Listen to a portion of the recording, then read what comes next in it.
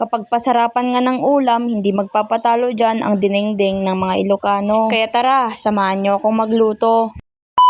What's up guys? It's me again, Tin. Panibagong araw, panibagong luto serye. Kaya tara, samahan nyo akong magluto ng dinengdeng. Pag sinabi nga nating dinengdeng ng mga Ilocano, ang unang sangkap na kailangan natin ay ang bulaklak ng kalabasa. Sama mo na dyan ang kabatiti at ang talong. Simpleng dinengdeng nga lang ang lulutuin ko kasi hindi kompleto yung mga sahog nito. Pero kahit ganon, kapag nagkikrib ka ng dinengdeng, kailangan mong pagbigyan yung sarili mo. Kaya ang una kong linisan dyan, yung kabatiti. Tinanggalan ko nga lang ng balat yung kabatiti. Konti nga lang yung binili ko. Ang next ko naman dyang linisan is yung talong. Kailangan mo lang siyang hiwain ng mga maliliit. Ang next naman na nilinisan ko, itong bulaklak ng kalabasa. Madali nga lang tong linisan. Katapos ko ang linisan yung mga sahog, agad na akong nagpainit ng tubig at nilagay yung bawang at sibuyas. Lagyan ko lang siya ng konting bagoong. Katapos ko nitong kumulo, agad ko nang nilagay yung talong. Hintayin mo lang lumambot yung talong at ilagay mo na yung kabatiti. Katapos ko nitong kumulo at medyo malambot na yung talong, agad mo nang ilalagay yung kabatiti. Tap nga din ang dinengdeng, lalo na pag may prito itong isda. Pero wala mo ng budget sa pagbili natin ng isda, kaya ito muna ang dinengdeng natin. Kulang-kulang yung sangkap pero magiging masarap ito. Lalo na pag ako yung nagluto. Charing! Pagkatapos na nitong kumulo at malambot na yung kabatiti at talong, agad na nating ilagay yung bulaklak ng kalabasa. Halu-haluin lang natin dahil madali lang naman maluto tong bulaklak ng kalabasa. Lagyan lang natin ng seasoning para naman maging masarap. Lagyan mo din ng konting asin para naman malasahan mo yung sarap.